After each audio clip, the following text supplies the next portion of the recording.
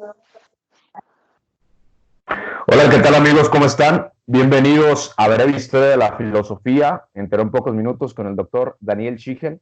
Hoy vamos a hablar de la filosofía del Renacimiento. Antes de comenzar, dos cosas, Daniel. Primero, ¿cómo estás?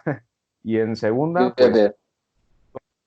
por allí tratar de reivindicar algunos errorcitos que cometimos en la clase pasada, pero que vamos ahora sí que a dilucidar por qué se cometieron y vaya, pues a dejar claro que como en toda historia de la filosofía, pues no será la primera vez que pase que nos equivoquemos un poco, ¿no? Entonces, entiéndase que estamos haciendo las cosas naturales, no vamos a venir a engañarles de que somos máquinas perfectas, ¿no? Nos equivocamos, pero sí que sabemos reconocer nuestros errores y también sabemos aprender de ellos y por supuesto poder enseñarles de la mejor forma.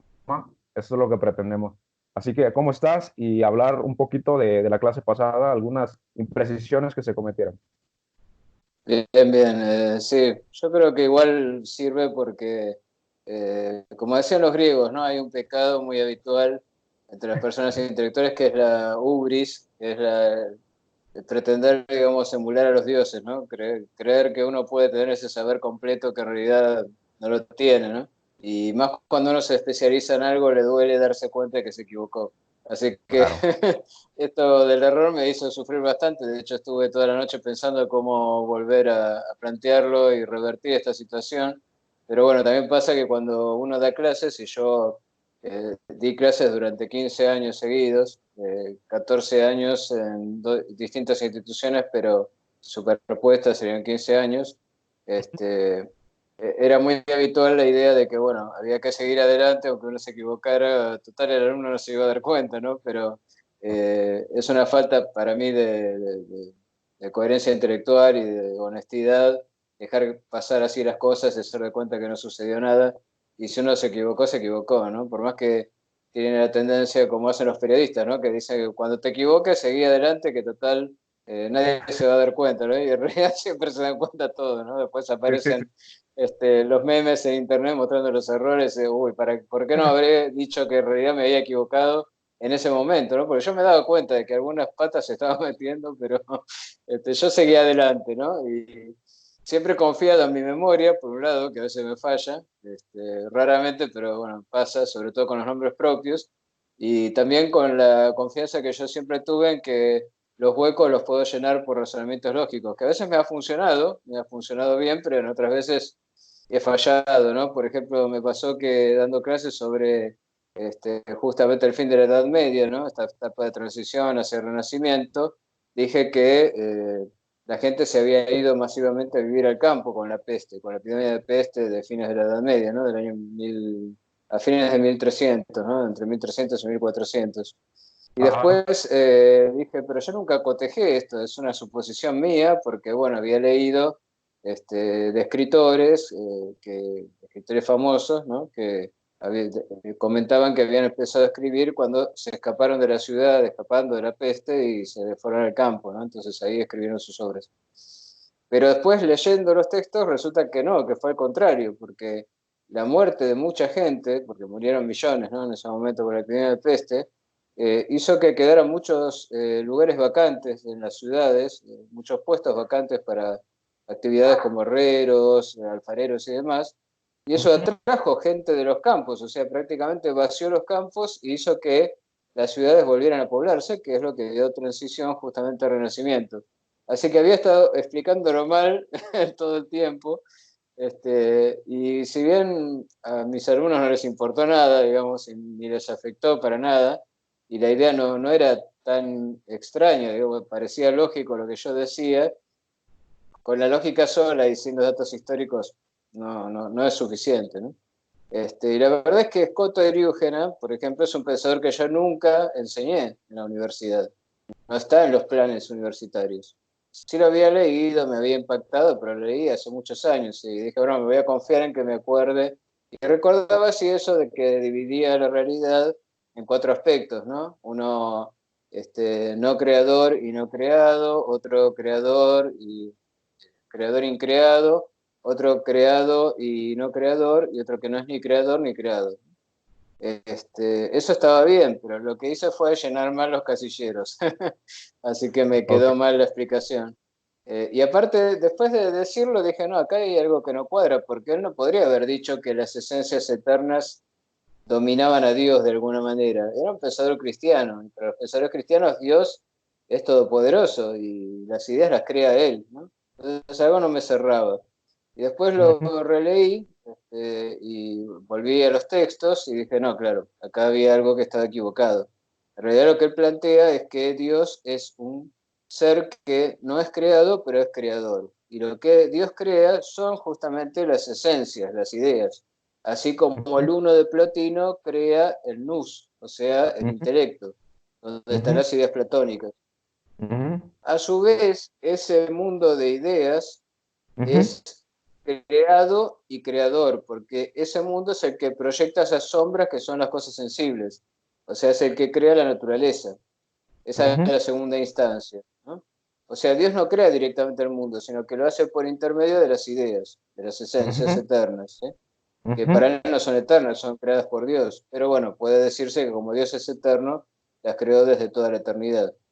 Y después, lo que es creado y no creador es la naturaleza. La naturaleza en ese periodo, que es el periodo del llamado Renacimiento carolingio, ¿no? Cuando se forma el Imperio Romano Germánico, la naturaleza había quedado reducida a un papel puramente pasivo. La naturaleza no tenía alma propia, no tenía movimiento propio.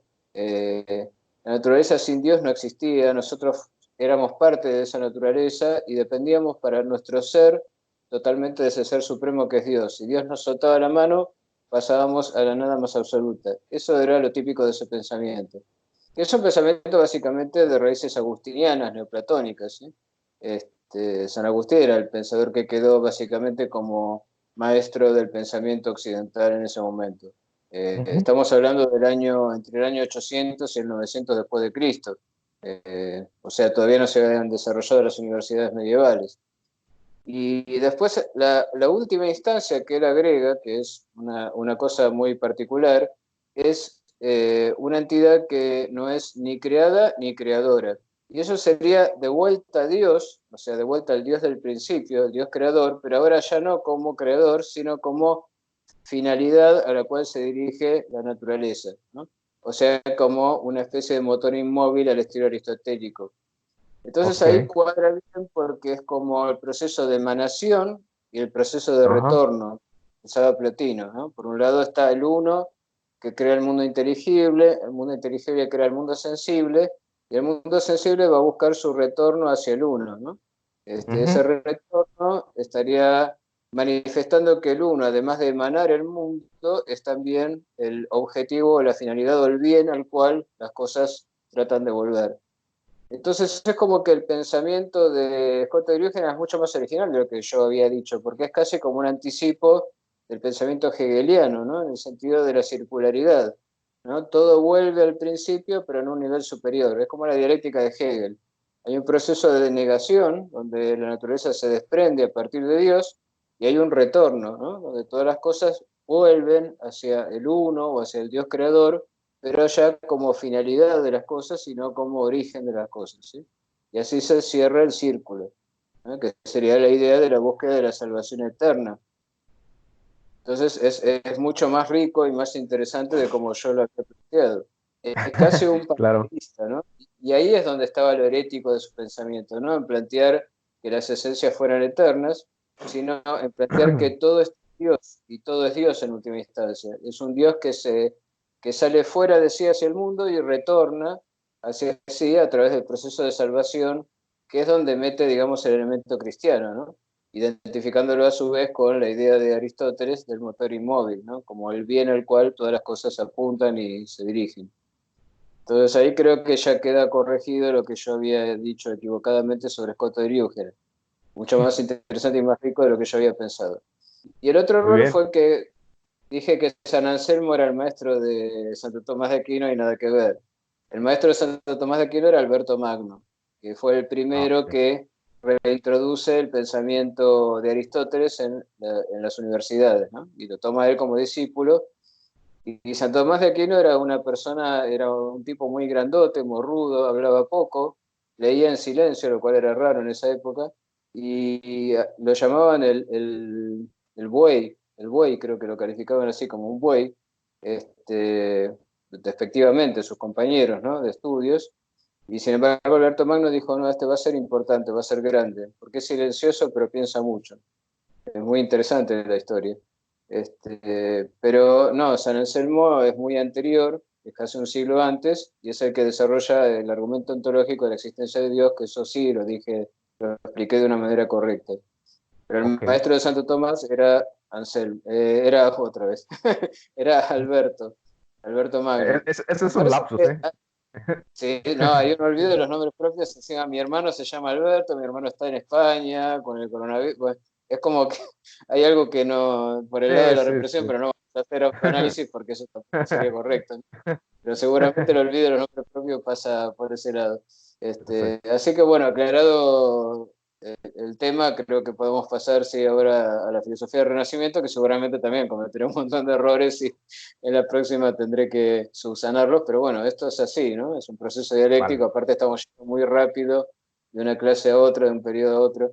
Por ahí me claro. decía, me comentaba una exalumna que está viendo los videos, dice que vio 3 al hilo, y dice, está yendo demasiado rápido, no me dan tiempo a ver todos los videos que están subiendo. Ya, Digo, ya. bueno, igual está ahí, así que cuando quieras podés echarles un Perfecto. vistazo. Exacto. Bueno, entonces para comenzar ese tema, te haré la siguiente pregunta. ¿Por qué se le llama renacimiento? Bueno, lo que sería el 480 italiano, ¿no? El año 1400 es el Renacimiento, y se lo llama así, ¿no? Porque sea original, eso ya lo había anticipado la clase pasada, sino porque renacen los estudios clásicos, o sea, hay un retorno al pensamiento de la antigüedad, sobre todo de los griegos, ¿no? Pero ya buscando los textos originales, que se habían recuperado cuando cae el Imperio Romano de Oriente, y ahí sí, los que habían conservado esos textos, que eran básicamente, sobre todo religiosos ortodoxos, ¿no? O, digamos, de lo que hoy en día sería la Iglesia Ortodoxa griega, que era la Iglesia de Oriente, la primera que se separó del cristianismo antes de la Reforma Protestante. Esos textos los llevan hacia Occidente, ¿no?, escapando de los turcos. Entonces ellos llevan ese conocimiento, esos textos originales, que van a empezar a ser traducidos, entonces hay como una idea de recuperar lo que había sido el verdadero Aristóteles, lo que había sido el verdadero Platón, más allá de las Sí, interpretaciones medievales. No es que la claro. filosofía medieval desaparezca del todo, ¿no? Sigue existiendo en las universidades. Las universidades se siguen desarrollando y siguen con su típica enseñanza escolástica, ¿no?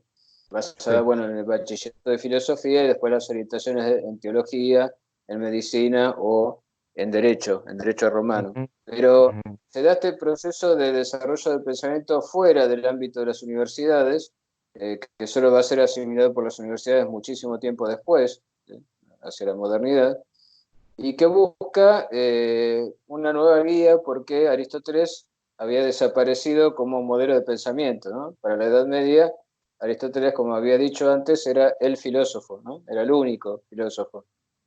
Todos los demás pasaron a un lugar secundario. Y ahora hay como un interés por buscar novedades. Y las novedades, Ujú. curiosamente, es la antigüedad, o sea, es volver a aquellos pensamientos que habían sido olvidados, ¿no?, que habían sido olvidados. Por ejemplo, a Pierre Gassendi recupera a los atomistas griegos, después hay otros como Pomponazzi, que era un italiano que trata de recuperar a Aristóteles verdadero, o sea, aceptando todo lo que él decía, incluyendo la eternidad del mundo, la mortalidad del alma, ¿sí? Por eso va a ser considerado un pensador más bien ateo, ¿no?, aunque cree en el Dios como motor inmóvil aristotélico. Sí, con lo demás. Después está la escuela que yo había mencionado antes de los platónicos de Florencia, ¿no?, de los Medici, que tratan de recuperar los textos de Plotino, de Platón, hacen traducciones, pero no hay un pensamiento original, sino que hay una recuperación de los filósofos de la antigüedad, ¿sí? Y por eso se da algo que es como cierta confusión en el pensamiento, porque al no haber esa guía de un único filósofo que piense por nosotros, digamos, y que nos diga cómo debemos pensar el mundo, está toda esa efervescencia de buscar distintos pensadores alternativos. Cada uno desarrolla su escuela propia, ¿no? Entonces, Wow. Renacimiento un nuevo nacer de algo que estaba muerto, ¿no? Que eran los estudios clásicos, los estudios referidos a la antigüedad. Y lo mismo pasa en el arte, porque los artistas renacentistas no se veían como originales, sino como imitando o copiando lo que habían hecho los griegos, ¿no? Por ejemplo, eso de pintar el desnudo, ¿no? Que para la Edad Media era inaceptable porque era obsceno, y de golpe aparecen curas o papas pidiéndole a los pintores que pinten las figuras como les parezcan y a ellos les parece que desnudos quedan mejor, ¿no? Entonces están Claro, esas estatuas como, la pintura del techo de la Capilla Sixtina, que fue escandaloso en algún momento, pero al Papa que lo encargó le pareció muy bien, y ahí aparecen Adán y Eva desnudos en el paraíso. Bueno, ya conocemos esa obra maravillosa de Miguel Ángel, ¿no? El techo de la Capilla Sixtina. Entonces hay sí, un volver a cómo los griegos habían hecho las esculturas, imitarlos, ¿no es cierto? Más allá de que en realidad había un error, que era pensar que los griegos no pintaban sus estatuas. En realidad sí las pintaban. Lo que pasa es que la pintura se borró y quedó la idea de que en realidad solo les interesaba la figura humana como modelo de belleza y que lo de pintar era de otros pueblos, ¿no? Entonces, ¿qué hacían? Directamente estatuas sin pintura, pensando claro. que estaban imitando a los griegos cuando estaban haciendo algo nuevo, ¿no? Eso es muy curioso, ¿no? Los errores históricos pueden generar novedad también en el pensamiento. Me llega una curiosidad. ¿Habría ya antecedentes en la Edad Media de este pensamiento renacentista? ¿Algún Y lo pensador? que pasa es que separar así tajantemente Edad Media y Renacimiento es como suele hacer la historia, ¿no? La historia suele segmentar, ¿no? Hablamos de edades, edad antigua, edad media, edad moderna, edad contemporánea, pero ¿dónde empieza una, dónde termina la otra? Hay fenómenos históricos que marcan un cambio, un cimbronazo, pero seguramente los que vivieron en esa época no lo vivieron como una transición tan brusca. Como te decía, en las universidades se seguía enseñando a Aristóteles, a Santo Tomás de Aquino, como si nada hubiera pasado. Lo que pasa es que lo que llega y repercute sobre nosotros son estas novedades, pero pensadores que representen antecedentes del Renacimiento los hay.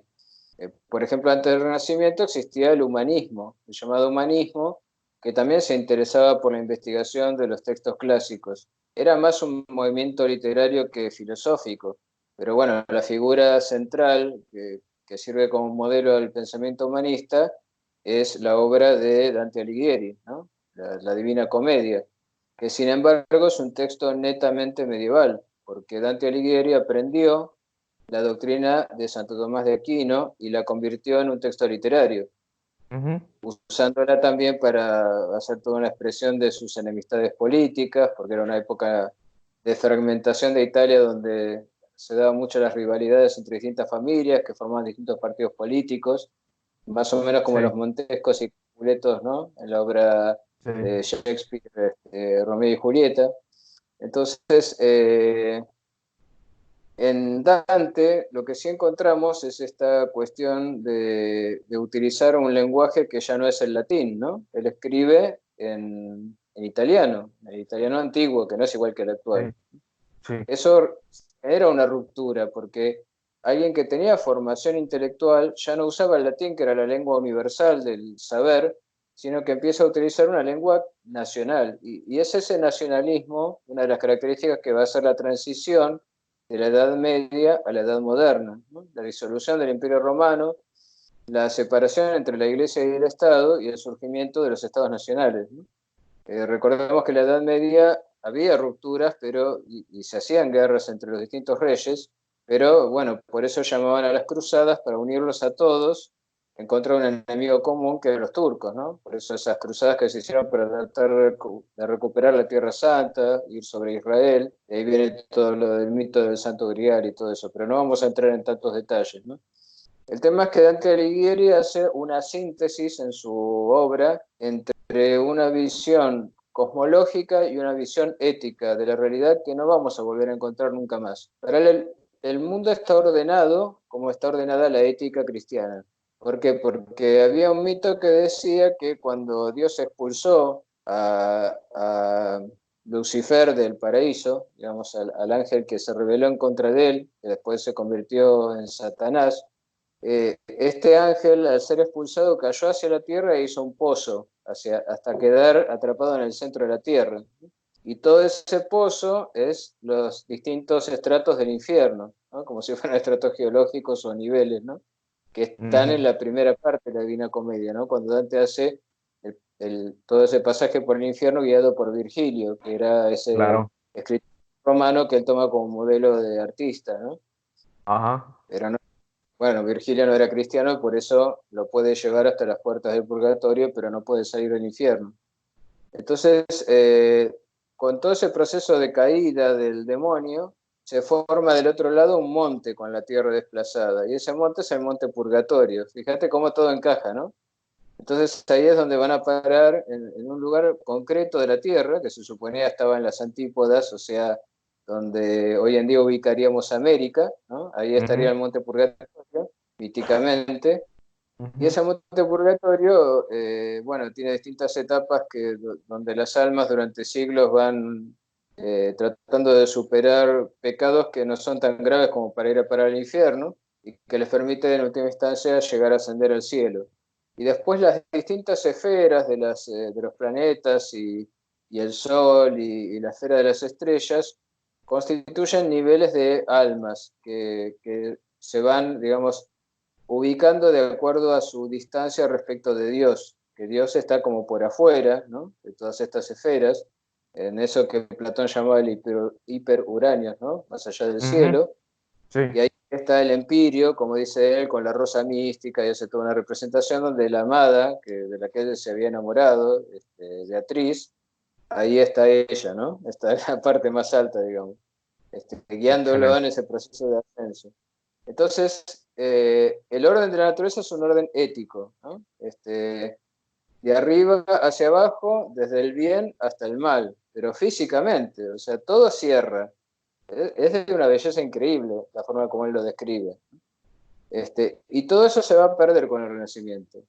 Toda esa esfera se rompe. De golpe empieza de vuelta la idea de que el universo puede no tener límites, que la Tierra puede no estar en el centro. Aparece la figura de Copérnico, aparece Ujú. la figura de, no sé, Giordano Bruno diciendo que el mundo es Sí, infinito. O sea, todo ese equilibrio, esa perfección que señala el humanismo, cuando toma como modelo de pensamiento la Divina Comedia, ahí se pierde. Igual hay otros pensadores de la Edad Media que anticiparon algunos temas de la modernidad. Por ejemplo, en temas de física, los conceptos como el de inercia ya están anticipados por Buridan cuando habla del ímpetus, o en Oresme, por ejemplo, ya tenemos un intento por hacer una descripción de los procesos de movimiento utilizando algo parecido a los ejes cartesianos, que son los que va a utilizar Descartes para sus ecuaciones.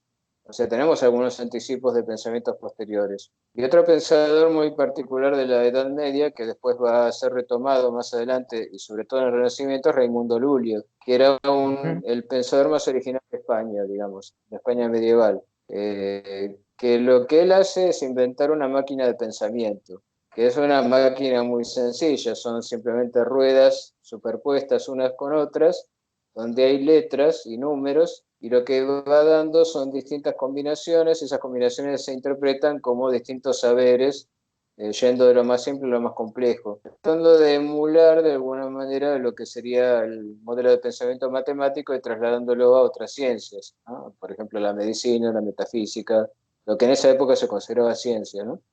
Y esto de que pueda haber un pensamiento que se haga solo de alguna manera, ¿no? Una forma a la manera de una máquina, después va a ser considerado como un anticipo de la inteligencia artificial.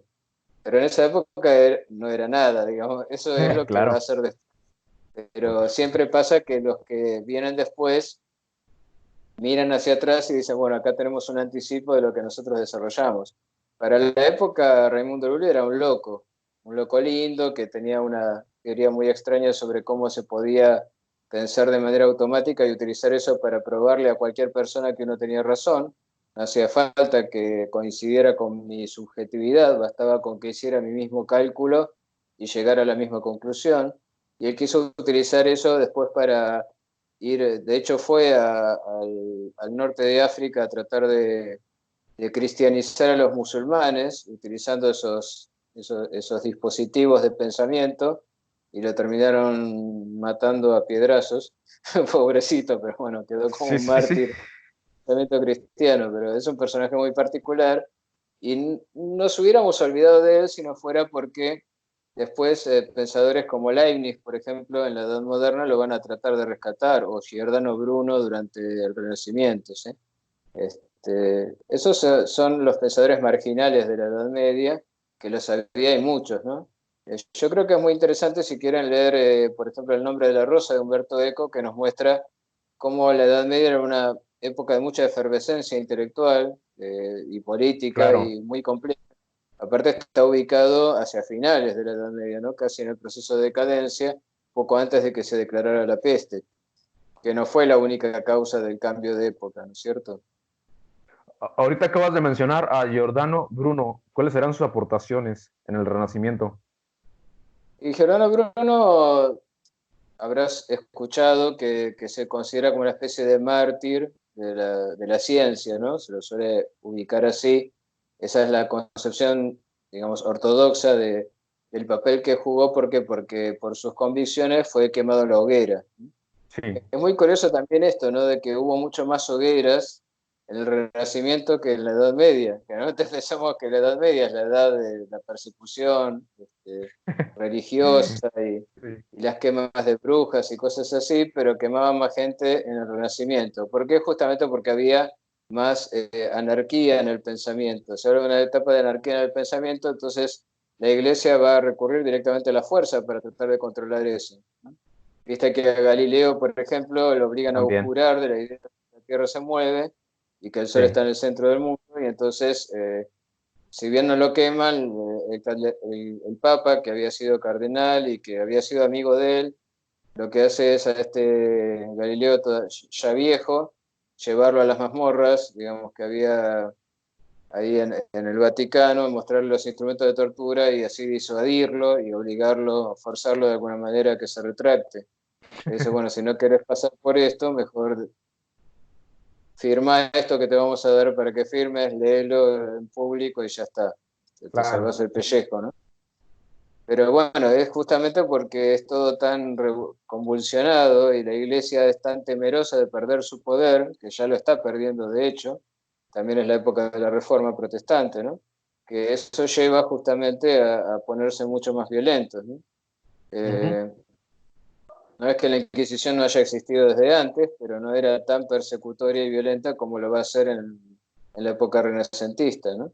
Y Giordano Bruno es quemado por la Inquisición. Aunque se hicieron muchas más hogueras del lado, por ejemplo, de Alemania, con los protestantes luteranos, ¿eh? Ojo, porque ellos quemaban mucho brujas. Mm, Lo- ya, ya. en Roma se quemaban más intelectuales y Ah, en ya, el ya, otro ya lado entiendo. brujas. Pero la quema de brujas existió por igual entre protestantes y católicos, ¿no? Que son las dos divisiones que se arman en ese momento. De todas maneras, Giordano Bruno no era un pensador tan racionalista y cientificista como se lo suele presentar. Es cierto que planteó con mucha originalidad la idea de que, bueno, había que aceptar lo que decía Copérnico, ¿no? Que el Sol era el centro del sistema solar, pero lo hacía por razones más de tipo místico, porque él pensaba que el Sol como lugar de irradiación de la luz, en un sentido neoplatónico, tenía más sentido como centro del sistema solar y no la Tierra, que es un planeta oscuro y medio perdido, ¿no? Que no Ujú, tiene ni siquiera propia energía. O sea ujú, que los motivos no eran muy racionalistas, que digamos, eran motivos más bien estéticos o metafísicos, ¿sí? ujú, También introduce la idea de que el universo es infinito, y eso es uno de los aspectos que va a generar más rechazo, ¿no? En el pensamiento de él. El tema también es que él había sido monje, se escapó, empezó un peregrinaje por Europa, iba de ciudad en ciudad ah, vendiendo sus conocimientos, enseñaba a los nobles técnicas supuestamente para poder dominar a las masas y utilizar métodos de pensamiento automático, utilizando ciertas fórmulas para lograr recordar textos muy difíciles. Era muy común en ese momento el interés por la mnemotecnia, o sea, por la existencia de técnicas de la memoria, vuelve la retórica de alguna forma. Sí, Pero las técnicas que Giordano Bruno había desarrollado eran más complicadas que acordarse el texto. De hecho, yo leí un texto sobre la memoria de Giordano Bruno y cómo él planteaba, bueno, que había que imaginarse un edificio con distintas habitaciones y en cada habitación poníamos un concepto, entonces después hacíamos un recorrido y así podíamos recordar lo que teníamos que ir diciendo. Y era bastante complicado y una persona que no estuviera instruida difícilmente podía utilizar esos conocimientos. Por ese motivo, Mocénigo, que es el último que lo adopta, digamos, como para que le dé sus conocimientos y le enseñe, este, es el que lo va a vender a la Inquisición, porque lo que hace es contratarlo y él le promete enseñarle esas técnicas con las que supuestamente podía manipular a la gente, porque también tenía un aspecto medio místico, de eso también podríamos hablar bastante, claro. y él al final, bueno, lo denuncia y la Inquisición se lo lleva, ¿no? Pero Giordano Bruno fue más víctima de sus inquietudes espiritualistas y neoplatónicas que de su concepción científica, eh, sin negarle que tenía algunos aspectos de visión científica del mundo. Él, por ejemplo, rompe con eso de las esferas, de los elementos químicos que planteaba Aristóteles. Él dice, vemos agua flotando en forma de nubes, así que no podemos decir que el agua y la tierra están abajo y el fuego y el aire están arriba. Hay cavernas en la tierra que tienen aire, entonces tampoco es cierto que el aire esté siempre para arriba y la tierra para abajo. Entonces hace como una relativización del pensamiento aristotélico bastante fuerte y sí, tiene esta concepción de que si Dios es infinito, no puede haber creado un mundo finito. Una potencia Mm, tan grande va a querer manifestarse en todo su esplendor y para eso tiene que crear un mundo tan infinito como el propio Dios, ¿no? Esa es la wow. manera como él justifica la idea de un mundo infinito, ¿no? Y también Sí, tenía sí. una concepción atomista, o sea, él pensaba que las cosas no podían dividirse al infinito, sino que todo estaba hecho de átomos. Combinaba esos dos pensamientos. Y también intentaba utilizar la matemática para explicar esto, pero lo hacía de una forma muy numerológica, o sea, más cercana a la posición pitagórica, por ahí, de la mística de los números, que a lo que podría ser un pensador como Galileo, que sí ya es un anticipo de la física matemática, ¿no es cierto? Pero Exacto. es muy rico y muy interesante. Y él creía que todo estaba conectado, todo estaba interconectado. Entonces, uno a través de determinadas imágenes que podía hacer en medallas, podía protegerse de determinadas influencias celestes o era posible, digamos, actuar a distancia. Eso era muy parapsicológico, pero bueno, tenemos que Claro, pensar que era una época en la que la ciencia no existía como la conocemos. La ciencia de exacto. Aristóteles tampoco es lo que nosotros aceptaríamos como ciencia, y todos estos vinieron a romper con Aristóteles, entonces todo parecía posible y todo parecía milagroso, ¿no? Entonces hay una visión de una naturaleza, es cierto, vuelve en el pensamiento naturalista, pero con una naturaleza animada, viva. Él decía, por ejemplo, que los planetas eran como animales y que se movían por su propio impulso. No es la teoría de la inercia, ni la teoría de la fuerza de gravedad. Es una teoría mucho más mística, más vitalista, ¿no? El mundo está vivo. Y no solo él, otros pensadores como Tesalio, por ejemplo, que hablaban de lo frío y lo caliente como una explicación de todas las cosas. Buscaban nuevos elementos para explicar la naturaleza, pero una naturaleza que no estaba vista como un frío conjunto de átomos, que es lo que va a introducir Descartes después en la modernidad, sino como algo viviente, ¿no? Con su Wow. propia fuerza de creación. Casi Dios y la naturaleza son la misma cosa para ellos. Claro, y que aquí surge otro personaje bastante importante para el Renacimiento, se llama Nicolás de Cusa. ¿Cuáles fueron sus aportaciones, por favor? Sí, Nicolás de Cusa es un poco anterior y tuvo mucha influencia también en el pensamiento de Giordano Bruno. Giordano Bruno estaba fascinado por todo lo que era novedoso y distinto de Aristóteles, ¿no? Entonces estaba fascinado con Raimundo Lulio y sus técnicas de pensamiento, de memoria, sus circulitos, digamos, y esas invenciones que hacía. Y también con Nicolás de Cusa, porque Nicolás de Cusa, por un lado, había, siendo todavía un medieval de la última época, digamos, era un cura aparte, y Ujú. nunca fue perseguido, que en esa época todavía, como te decía, la iglesia seguía manteniendo su poder y no necesitaba hacer persecución de nadie. Él relativiza, por ejemplo, a la Tierra como centro del universo. Dice la Tierra puede estar desplazada respecto del centro, puede moverse, lo da como posibilidad, como lo hace Occam también. Ujú. Y también plantea un universo infinito. Él dice ilimitado para no eclipsar la infinitud de Dios, ¿no? Hace como una distinción entre el infinito actual, que sería Dios, como un infinito completo y cerrado, terminado, y un infinito potencial que sería el universo, ¿no? Donde yo podría estar viajando en el universo y nunca encontraría un límite, ¿no? Es una diferencia entre el infinito en acto y el infinito en potencia, que es una diferencia que va a ser muy importante después en el desarrollo de la matemática, pero bueno, ese es otro tema. Y él, para poder hablar de Dios, a diferencia de personajes medievales como Scott de Diógenes, que van por la vía de la teología negativa y usan esto de decir, bueno, Dios es incognoscible, incomprensible, infinito, más allá de cualquier capacidad de conocimiento humano, Nicolás de Cusa va a utilizar un método muy particular, que es utilizar la matemática del infinito para acercarse al conocimiento de Dios. Una cosa extrañísima, ¿no?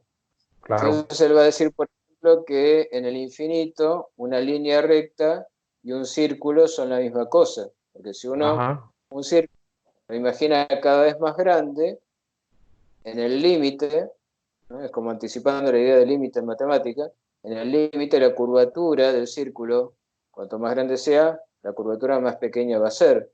En el infinito va a ser lo mismo que una línea recta. Entonces un círculo y una recta que parecen opuestos se unen en el infinito. Es la unión de los opuestos, ¿no? Lo que parecen opuestos en el infinito son una sola cosa. Y hace Wow. también usa teoremas sobre triángulos, por ejemplo, y figuras así, también las imagina extendidas al infinito y muestra cómo cosas que parecen de sentido común se desvanecen en ese proceso. O sea, es como alguien que dice, bueno, la matemática hasta ahora se ha ocupado de figuras limitadas, ¿no? Eso es la matemática de Euclides. Es una Ujú. matemática, podríamos decir, de lo imaginario, en el sentido de lo que podemos llegar a imaginar. Podemos imaginarnos un cuadrado, un círculo, un triángulo, y los podemos dibujar con cierta aproximación. Pero él dice que si los agrandamos al infinito o los achicamos hasta el infinito, hasta un punto, todas esas cualidades se pierden. Y es en esa pérdida en la que podemos llegar a vislumbrar de una manera todavía ignorante, por eso habla de docta ignorancia, qué es Sí. Dios. Dios como lo máximo y lo mínimo, como lo infinitamente grande y lo infinitamente pequeño, y como la conciliación de los opuestos. Algo que también anticipa Hegel, ¿no? Porque Hegel planteaba que la tesis y la antítesis se unen en una síntesis superadora, ¿no? Esto en Nicolás de Cusa ya lo tenemos, por eso es un pensador muy, muy original.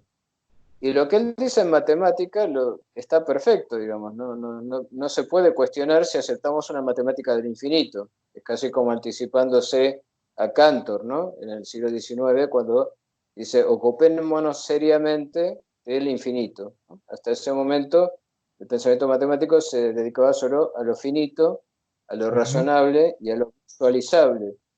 Entonces lo que nos está diciendo es que la razón nos permite, apoyándonos en la geometría y de una manera exacta, ir más allá de lo que podemos imaginar, ¿sí? El pensamiento supera la imaginación.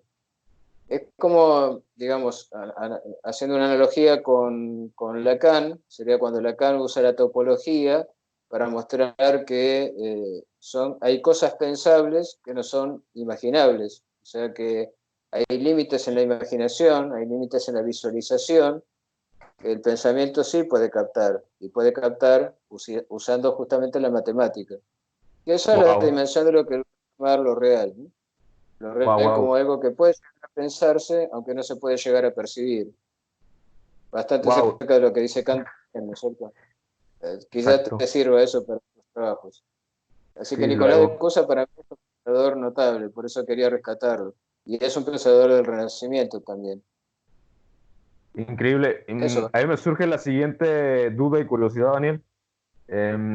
¿Es el Renacimiento el fin de la escolástica totalmente o aún queda un poco de ello?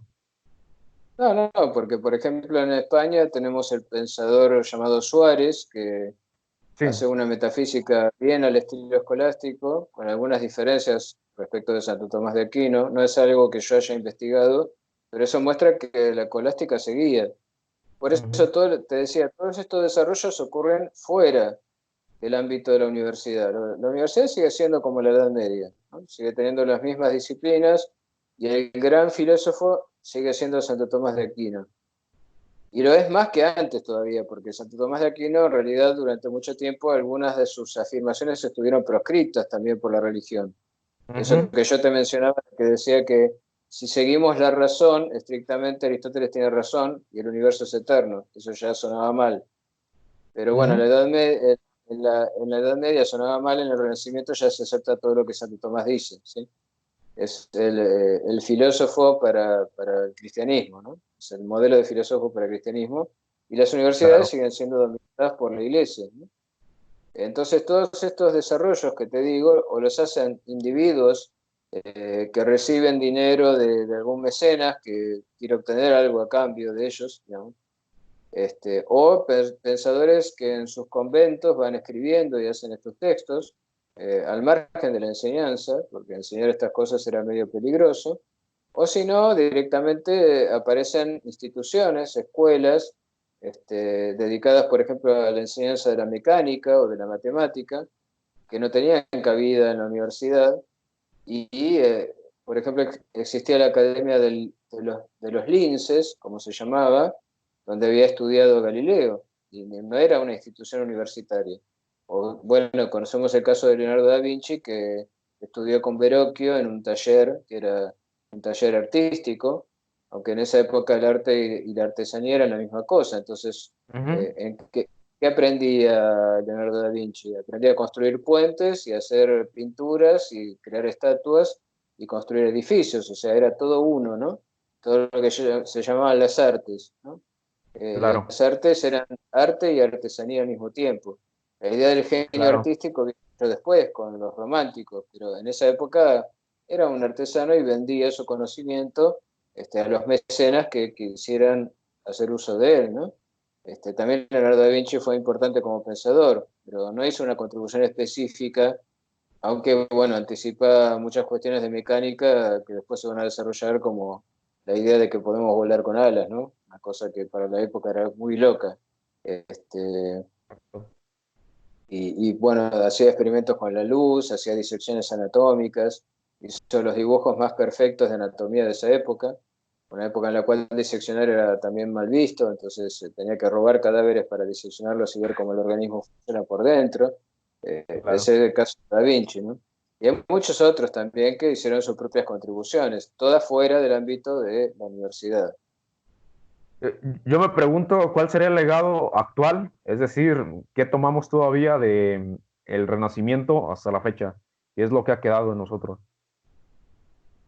Y lo que ha quedado yo creo que es esta liberación de la filosofía, o sea, de golpe ya no es sierva o sirvienta de la religión, vuelve a ser como entre los griegos un saber de hombres libres que pueden pensar contra los dogmas, aunque eso les puede costar la vida también, como pasó con Giordano Bruno, que terminó Claro. quemado en la y también nos han legado algunos puntos de pensamiento, pero que Sí. nos llegaron sobre todo por la vía de los grandes pensadores modernos, ¿no? Quizás no sabríamos nada de Lulio o de Giordano Bruno, o de alguno de estos pensadores, si no fuera por pensadores modernos como Leibniz, como Spinoza, que retomaron algunos puntos de su enseñanza, ¿no?